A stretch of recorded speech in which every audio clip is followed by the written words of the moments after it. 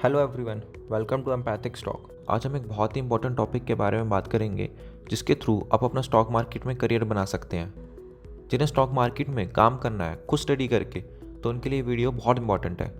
Fundamental और technical analysis की वजह से आप बहुत सही हद तक स्टॉक प्राइस प्रेडिक्ट कर सकते हैं या फिर उसकी सही वैल्यू निकाल सकते हैं। तो पहले हम बात करते हैं फंडामेंटल एनालिसिस के बारे में। आखिर फंडामेंटल एनालिसिस क्या होता है, इसे कैसे करते हैं, इसके क्या फ़ायदे हैं, और अगर आप लॉन्ग टर्म इन्वेस्टिंग करते हैं तो ये फैक्टर आपके लिए बहुत काम आता है।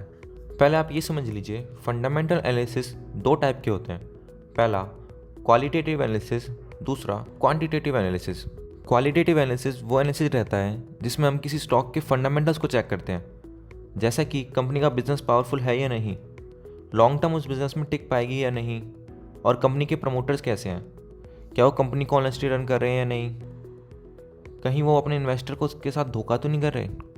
इसके बाद फंडामेंटल्स के ज़रिए हम कंपनी की वैल्यू को भी वैल्यूएट करने की कोशिश करते हैं, जैसे कि कंपनी किस बिज़नेस में है, उस हिसाब से कंपनी के पास सारे रिसोर्सेज है या नहीं, क्या कंपनी मार्केट में अपनी पकड़ बना पाएगी या नहीं, और अगर वो पहले से ही वेल डेवलप है तो क्या आगे वो अपनी परफॉर्मेंस को सेम रख पाएगी या नहीं।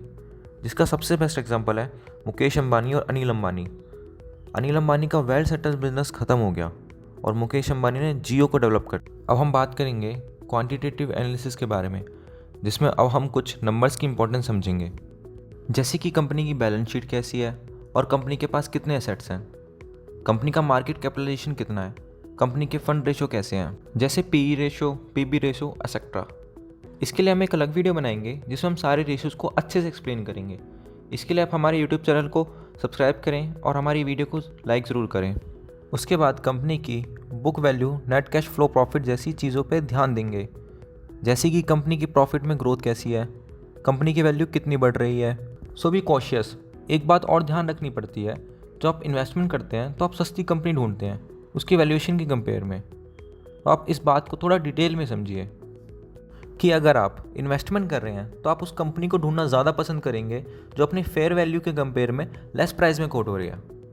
अब फेयर वैल्यू निकालने के क्या तरीके हो सकते हैं, जो कंपनी टू कंपनी और सेक्टर टू सेक्टर डिफ़र करते हैं।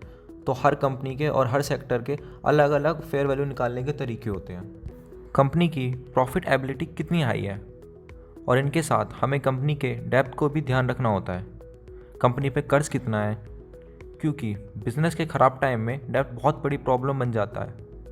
और अगर आप लॉन्ग टर्म इन्वेस्टर हैं तो आपको फंडामेंटल एनालिसिस बहुत ध्यान से करना चाहिए। इस पर आपकी पूरी इन्वेस्टमेंट टिकी होती है। या फिर बहुत ही ज़्यादा हाई ग्रोथ कंपनी ढूंढते हैं जो जल्दी अपने शेयर की वैल्यू के अकॉर्डिंग अप्रिशिएट हो जाए। अब इस बात को आप डिटेल में समझिए। मान लीजिए कोई कंपनी है जिसके बिज़नेस की ग्रोथ बहुत ज़्यादा है, तो जिसके लिए लोग उस कंपनी के फेयर वैल्यू से भी ज़्यादा पे करते हैं, क्योंकि बहुत जल्दी वो पैसा रिकवर हो जाता है उसकी फास्ट ग्रोथ की वजह से।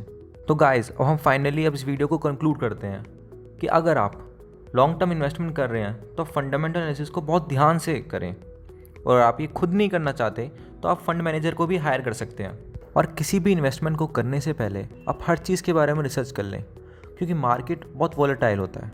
इस वीडियो के लिए इतना ही। अगर आप स्टॉक मार्केट सीखना चाहते हैं तो हमारे चैनल को सब्सक्राइब करें, और स्टॉक मार्केट की डेली न्यूज़ और लेटेस्ट आईपीओ की जानकारी के लिए आप हमें इंस्टाग्राम पे भी फॉलो कर सकते हैं। अगर आप सुनने से ज़्यादा पढ़ना पसंद करते हैं तो आप हमारी वेबसाइट को विजिट कर सकते हैं www.empathicstocks.in।